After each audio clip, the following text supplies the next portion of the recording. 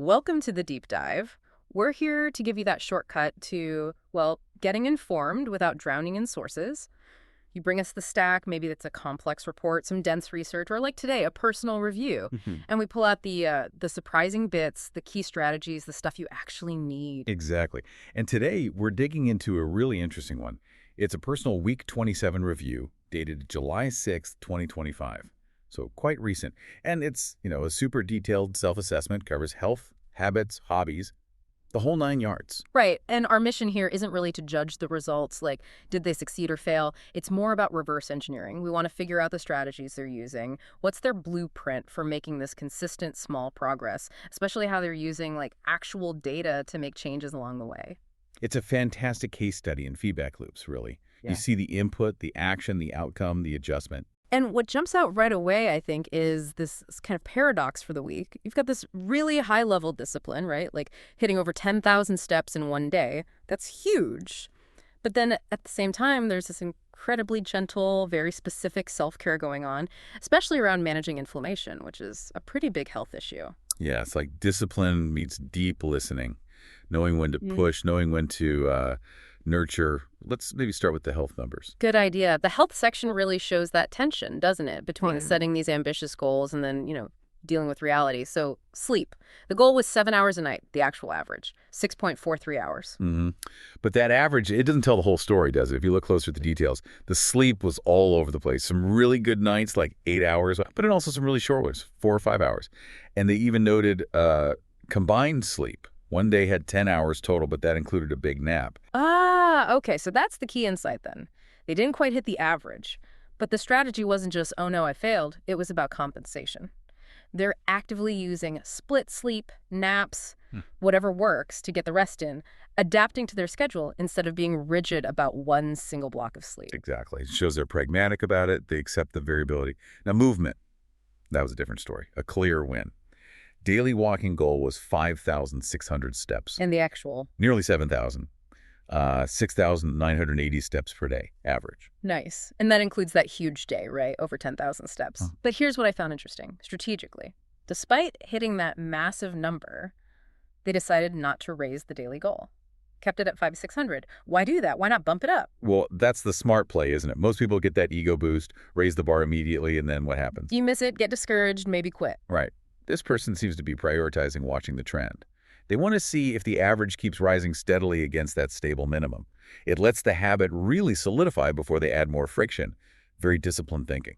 And you see that focus on stability elsewhere, too. Like, despite the sleep being variable and the diet changes we're about to get into, their weight stayed remarkably steady. Average 67.20 kilograms, barely fluctuated. Which suggests the core habits, the underlying calorie balance and movement, they're pretty locked in, even if other things are changing.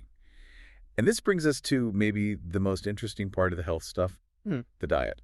Specifically, the breakthroughs they had by basically investigating themselves. They'd been managing inflammation, right, which needed meds and a structured diet at first. But now they're starting to ease off the intermittent fasting, moving away from that strict 16.8 window. Okay. And they were playing with ratios, too, like plants, protein, carbs. Yeah, very specific ones, alternating between 2.1.1 and 1.2.2. Probably based on activity levels or how they felt.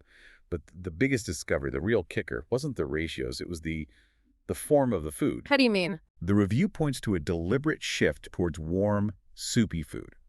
They specifically mentioned eating regular miso soup, with fresh veggies, maybe some prawns or tofu, noodles, simple stuff. But changing the temperature and texture, making it warm, easy to digest, that apparently made a huge difference. Improved digestion, reduced the inflammation, even after they stopped the medication. Wow. That's actually pretty profound. It's not just eat healthy. It's about how the body processes it. Why warm and soupy specifically? Well, think about it. It takes less energy for your gut to handle, right? Cold food, really dense stuff. That demands a lot from your system, which can trigger inflammation, especially if your system is already a bit stressed or, frankly, is just getting older. Warm, soupy food is almost pre-digested. It's gentle. It's like culinary self-care. And that fits right in with the mindful eating they mentioned, chewing slowly, paying attention. It's the whole package, what you eat, how you eat it, and even the temperature. They mentioned that advice about reducing cold stuff as you age. That feels really actionable. Definitely. Though before we move on, we should mention the gap. The one thing they didn't nail. Ah, right, the workout habit. Yeah, that 6 or 7 minute daily workout, specifically push-ups, they noted they kept forgetting. But what's telling is the reaction. Not beating themselves up, but immediately planning to tweak one small ritual to get it started. Classic feedback loop in action. Failure triggers adjustment, not despair. Okay, so speaking of adjusting, let's shift from the physical to the mental side. Mindfulness seems to be a big theme, too. It is. They've got a structured sitting meditation practice. It's short, just 1 minute usually, but consistent, focusing on 3 specific steps they're learning. Keeps the habit alive without being this huge time commitment. But they also integrated it more actively, right? Like walking meditation. Exactly. 1 to 5 minutes, usually paired with something else they were already doing, like a short walk after eating or getting the garden ready, or just basic house chores. Okay, functional mindfulness. Makes sense. And here's where it gets really interesting, almost poetic. They described sweeping dried leaves as a profound meditation practice. Sweeping leaves. Mhm. Profound. Okay, unpack that. How does sweeping become meditation? Well, based on the description, it's about anchoring attention. They deliberately focused on the sound, the rustling leaves, the swish-swish of the broom, and the feeling the broom handle in their hands.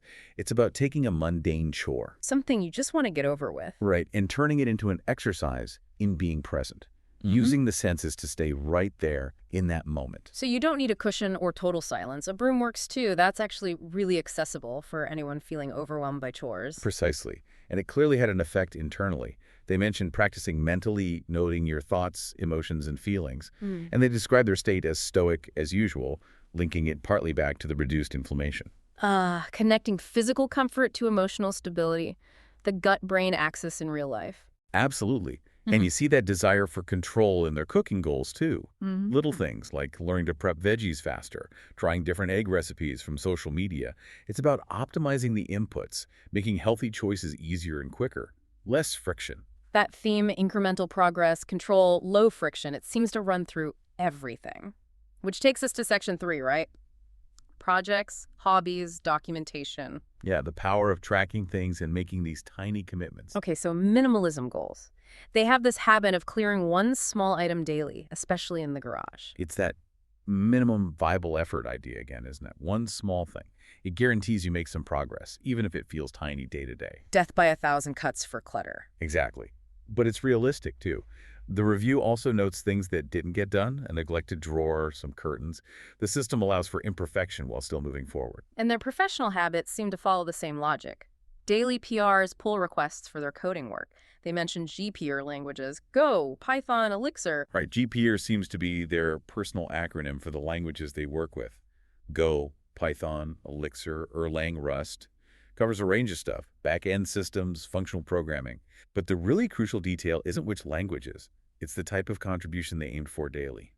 Which was? Trivial typos. Trivial typos. Seriously, in software development, why focus on something so small? Think about it like that Seinfeld productivity hack, don't break the chain. By aiming for something trivial, like fixing a typo in documentation, updating a configuration file, adding a simple test case, the friction is almost zero. So it guarantees a daily win, keeps the momentum going. Precisely. It prioritizes the consistency of the habit over the size of the contribution each day, ensures they're touching their projects daily, keeping things maintained, fixing broken tests incrementally. Even if you only have 5 minutes or low energy, you can still find a typo. That's clever. It is. And that whole documentation habit, that meticulous tracking, it links directly back to the health stuff we talked about. Their goal was writing 2 posts a day, plus reading old ones. And the journaling part was key for the inflammation issue, right? This is the real so what of writing things down. Absolutely. The journal wasn't just a diary. It was like an investigation tool. By writing down what they ate, how they felt, any symptoms, day after day for a couple of weeks, they started seeing patterns, uncovered subtle things, like the impact of cold food. It helped them zero in on potential root causes for the indigestion.